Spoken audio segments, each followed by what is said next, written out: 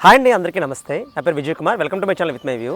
ఈరోజు నేను మీకు హిమాచల్ ప్రదేశ్లోని కాంగ్రా డిస్ట్రిక్ట్లో జ్వాలాముఖి అనే ఊరిలో ఒక ఆలయం ఉందండి, జ్వాలాజీ ఆలయం అని చెప్పేసి.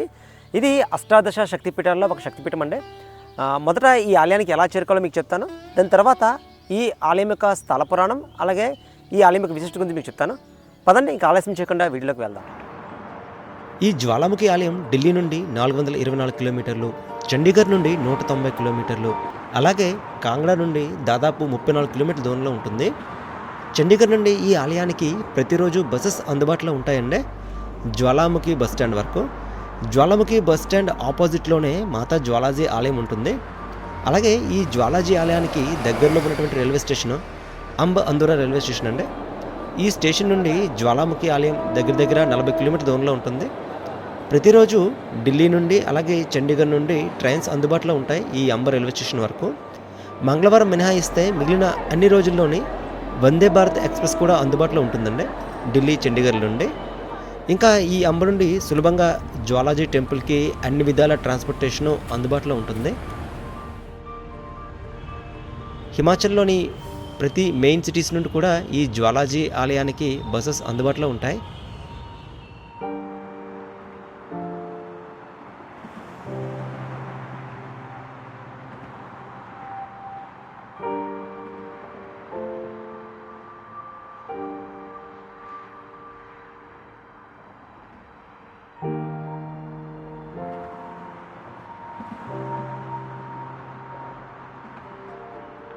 చేరుకున్నామండి జ్వాలాముఖి ఊరికి. ఈ ఆలయం పేరు మీదుగానే ఈ ఊరికి జ్వాలాముఖి అన్న పేరు వచ్చిందండి. ఇదేనండి జ్వాలాముఖి బస్ స్టాండ్. మీకు ఇక్కడి నుంచి దాదాపుగా హిమాచల్ ప్రదేశ్లోని అన్ని సిటీస్కి బస్ కనెక్టింగ్ ఉంటుందండి. ఈ బస్ స్టాండ్కి ఎగ్జాక్ట్గా ఆపోజిట్లోనే మాతా జ్వాలాజీ యొక్క ఆలయం ఉంటుంది. కనిపిస్తుంది కదండి ఆర్చ్, ఇదేనండి జ్వాలామాత ఆలయానికి దారి. ఇక్కడ మనకి బోర్డింగ్ అండ్ లాడ్జింగ్కి ఎటువంటి కష్టపడని అవసరం లేదండి. ఇక్కడ మనకి చాలా చిన్న పెద్ద హోటల్స్ అందుబాటులో ఉంటాయి. కాకపోతే జాగ్రత్తగా చూసి తీసుకోండి. అలాగే ఓన్ వెహికల్స్లో వచ్చేవారికి ఈ ఆలయం ఆర్చ్ పక్కనే పార్కింగ్ సదుపాయం కూడా ఉందండి. పదండి, ఇంకా ఆలస్యం చేయకుండా ఆలయం దగ్గరికి వెళ్దాం. ఈ ఆర్చ్ నుండి ఆలయం వరకు దాదాపు 500 మీటర్ల దూరం ఉంటుందండి. ఆలయానికి చేరుకునే లోపు మీకు ఈ స్థలం యొక్క స్థల పురాణం గురించి చెప్తాను. దక్ష ప్రజాపతి నిర్వహిస్తున్న నిరీశ్వరి యాగంకు దక్షుడు పిలవకపోయినా దక్షుని యొక్క కూతురు అలాగే శివుని అర్ధాంగి అయినటువంటి సతీమాత దక్షయజ్ఞానికి వెళ్ళి ఆమె తండ్రి అయినటువంటి దక్షునితో అవమానపడి దేహత్యాగం చేసుకుంటుందండి. ఈ విషయం తెలుసుకున్న శివుడు ఉగ్రుడై అతని అంశ అయినటువంటి వీరభద్రునితో దక్షుణ్ణి హతమార్చి దక్షయజ్ఞాన్ని నాశనం చేస్తారు. ఆ తరువాత సతీదేవి యొక్క మృతదేహాన్ని తీసుకొని శివుడు అమితమైన దుఃఖంతో విశ్వమంతా తిరుగుతుంటాడు.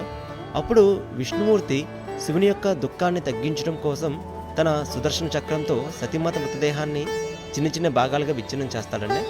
అప్పుడు ఆ భాగాలు భూమిపై పడతాయి. ఆ శరీర భాగాలు పడినటువంటి స్థలాలనే శక్తిపీఠాలుగా వర్ణిస్తారు. వాటిలో ముఖ్యమైనవి అష్టాదశ శక్తిపీఠాలు, అనగా 18 శక్తిపీఠాలండి. ఈ అష్టాదశ శక్తిపీఠాల్లో ఒకటి ఈ జ్వాలాముఖి ప్రదేశం. ఈ ప్రదేశంలో సతీమాత యొక్క నాలుక పడుతుంది. ఇక్కడ మనం సతీమాతని ఎటువంటి విగ్రహ రూపంలో చూడలేము, కానీ అనేక దశాబ్దాల తరబడి ఆరని జ్వాల రూపంలో ఇక్కడ దేవిని దర్శనం చేసుకోవచ్చు. ఇదండి ఈ స్థలం యొక్క స్థల పురాణం. ఈ దేవాలయానికి వెళ్తున్నప్పుడు ఇరువైపులా మనకి అనేక షాప్స్ కనిపిస్తాయండి. ప్రసాదాలకు సంబంధించినవి, ఆట వస్తువులు, గాజులకు సంబంధించినవి చాలా రకరకాలుగా ఉంటాయి.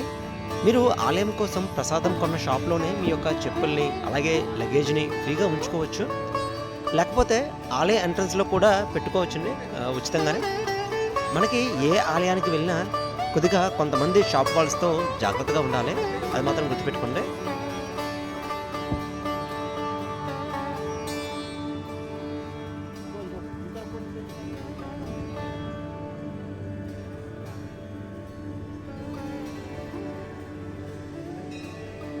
ఆలయానికి చేరుకున్నామండి. ఇక్కడ నుండి 30 వరకు మెట్లుంటాయి. ఇక్కడ మన చెప్పులను పెట్టుకోవచ్చండి. ఈ జ్వాలాముఖి మందిరంలో అమ్మవారిని నీలి రంగు కలిగిన జ్వాల రూపంలో దర్శించుకోవచ్చు. దీని వెనుక శాస్త్రీయ కారణం గురించి కానీ చెప్పుకుంటే భూమిలో నుండి రాతి పగుళ్ళ మార్గం ద్వారా బయటకు వస్తున్నటువంటి మీథేన్ వంటి సహజ వాయువులను కారణంగా చెప్పుకోవచ్చండి. అయితే కొన్ని దశాబ్దాల నుండి ప్రయోగాలు జరుగుతున్నాయి. ఇంత అధిక మొత్తంలో సహజ వాయువుల యొక్క ఖచ్చితమైన మూలాన్ని గుర్తించడం కోసం పెద్ద పెద్ద సంస్థలు పనిచేశాయి, కానీ అవి సఫలం కాలేకపోయాయండి. ఇప్పటికీ ఇది రహస్యమేనండి, ఈ వాయువుల మూలం ఎక్కడి నుండి అని. ఈ దైవిక రహస్యమే ఈ మందిరానికి ఇంతటి ప్రాముఖ్యాన్ని, విశిష్టతను కల్పించింది. అలాగే భక్తులు ఇది దేవి యొక్క ఉనికిని తెలియజేసే విషయంగా పరిగణిస్తారు.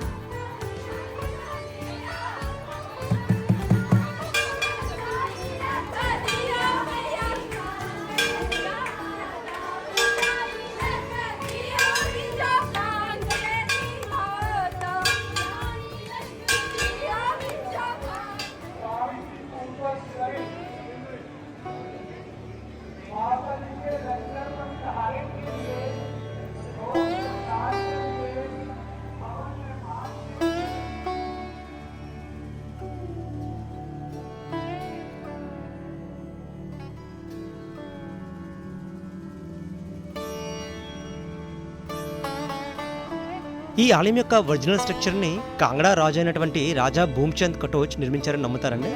కాకపోతే దీనికి సంబంధించిన ఎటువంటి ఆధారాలు అయితే లభ్యమవ్వలేదు. ఆ తర్వాత ఈ టెంపుల్ని విస్తృతపరుస్తూ ప్రస్తుతం ఉన్న నిర్మాణానికి తీసుకువచ్చారు. ఈ ఆలయం మీద కనిపిస్తున్నటువంటి బంగారు పూత కోసం బంగారాన్ని, అలాగే దాని నిర్మాణానికి అయ్యే ఖర్చులను, వాటితో పాటు అనేక కానుకలను సిక్ సామ్రాజ్యపు రాజు అయినటువంటి మహారాజా రంజీత్ సింగ్ 1813 నుండి 1826 సంవత్సరం మధ్యకాలంలో దానం చేయడం జరిగిందండి. అలాగే మహారాజా రంజీత్ సింగ్ కొడుకు షేర్ సింగ్, ఈయన్ని ఖడక్ సింగ్ అని కూడా పిలుస్తారు. ఈయన ఈ జ్వాలాజీ మందిరానికి వెండి పూత పూయబడినటువంటి తలుపుల్ని బహుకరించడం జరిగిందండి. ప్రజెంట్ రష్ లేదు కాబట్టి మనం ఇక్కడ నుండి లోపలికి వెళ్దాము. రష్ ఉంటే మాత్రం ఈ కంపార్ట్మెంట్స్ అన్ని పూర్తిగా నిండిపోతాయండి. ఈ వైపు నుండి మనం ఆలయం యొక్క గర్భగుడిలోకి ప్రవేశిస్తామండి.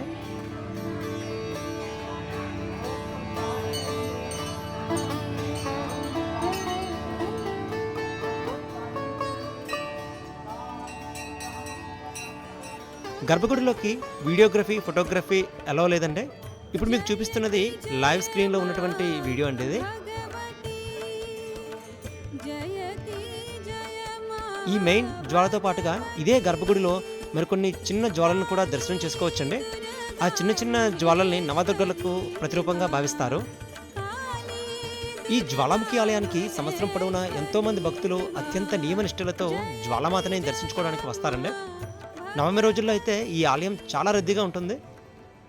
ఇది గర్భగుడి నుండి బయటకు వచ్చే దారి. ఇక్కడ కుడివైపున ఒక మందిరం ఉంటుందండి. దీనిలో మనం దుర్గామాతని దర్శించుకోవచ్చు.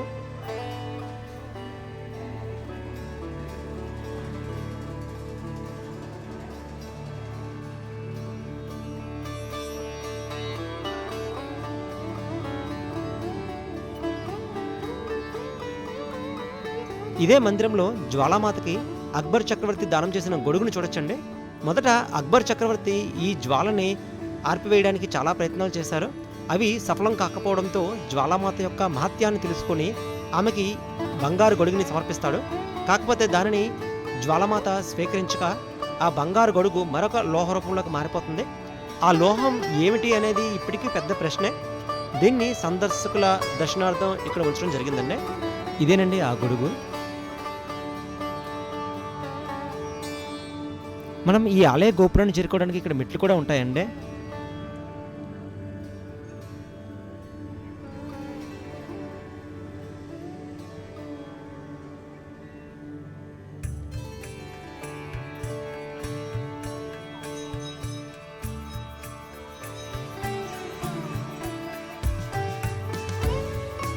ఈ జ్వాలామాత ముఖ్య మందిరానికి ఆపోజిట్లో ఒక మండపం ఉంటుందండి. దీన్ని శయ్య మండపం అంటారండి. అంటే రాత్రి సమయంలో జ్వాలామాత ఇక్కడ విశ్రమించే ప్రదేశం అండి ఇది. ఇక్కడ ఈ శయ్య మండపంలో ఒక తల్పాన్ని కూడా చూడొచ్చు మనం.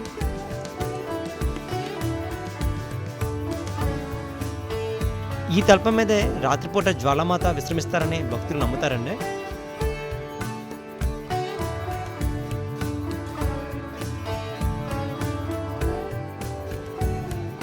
ఇంకా ఈ మందిర కాంప్లెక్స్లో ఇంకా చిన్న చిన్న ఆలయాలను కూడా దర్శించుకోవచ్చండి. వాటితో పాటు ఒక యజ్ఞగుండాన్ని కూడా దర్శించుకోవచ్చు. ఏమైనా మీ పేరు మీద యజ్ఞాలు చేయించుకోవాలనుకుంటే ఇక్కడ చేయించుకోవచ్చండి.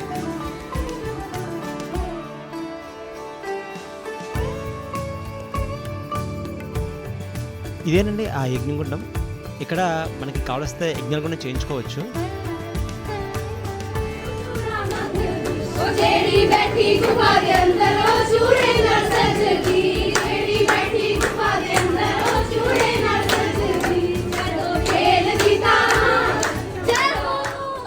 ఈ ఆలయంలో జ్వాలామాతను సందర్శించుకునే వాళ్ళు జ్వాలామాతపై అమితమైన నమ్మకంతో ఎంతో భక్తి శ్రద్ధలతో ఇక్కడికి వస్తారండి జ్వాలామాతని సందర్శించుకోవడానికి.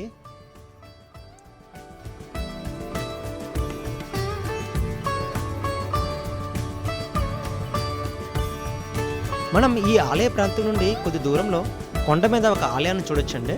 ఆ ఆలయం దశ మహావిద్యలలో 2వ మహావిద్య అయినటువంటి తారాదేవికి సంబంధించింది.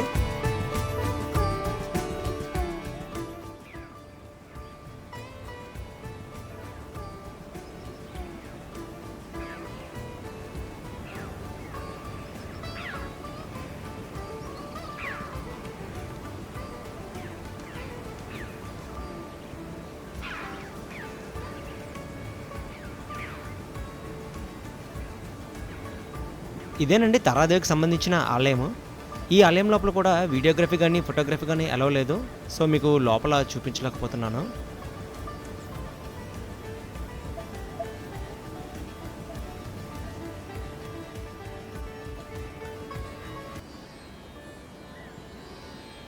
ఈ తారాదేవి ఆలయం నుండి ఇంకొక 1 కిలోమీటర్ దూరం పైకి వెళ్తే బాబా భైరవనాథ్ మందిర్కి చేరుకోవచ్చండి. కానీ చాలామంది ఈ ఆలయానికి వెళ్ళరు దూరం వలన. మీకు వీలైతే ఈ ఆలయాన్ని కూడా తప్పనిసరిగా సందర్శించడానికి ప్రయత్నించండి. ఆహ్లాదకరమైన వాతావరణంలో ఉంటుంది ఈ ఆలయం. ఇదేనండి పురాతన బాబా భైరవనాథ్ ఆలయం.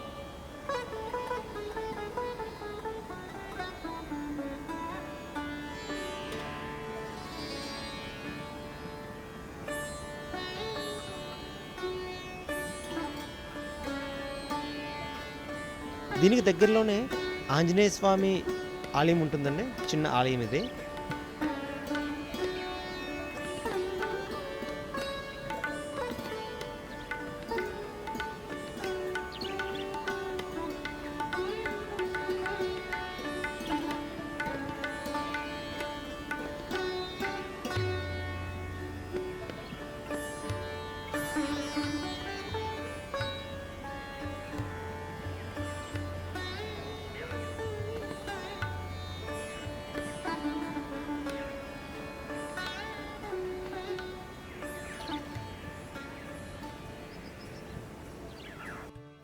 ఇదండి హిమాచల్ ప్రదేశ్లోని కాంగ్డా జిల్లాలోని మా జ్వాలాముఖి ఆలయం గురించి. ఈ వీడియో మీకు ఎలా అనిపించింది? వీడియో కానీ నచ్చినట్లయితే ప్లీజ్ వీడియోకి లైక్ చేసి షేర్ చేయండి. ఏమైనా సలహాలు కానీ సూచనలు కానీ ఉంటే క్రింద కామెంట్లో తెలియచేయగలరు. అలాగే నా ఛానల్ కానీ సబ్స్క్రైబ్ చేయనట్లయితే సబ్స్క్రైబ్ చేస్తారని ఆశిస్తూ మరి ఒక ఇంట్రెస్టింగ్ వీడియోతో మళ్ళీ కలుస్తాను. అంతవరకు సెలవు. నమస్తే.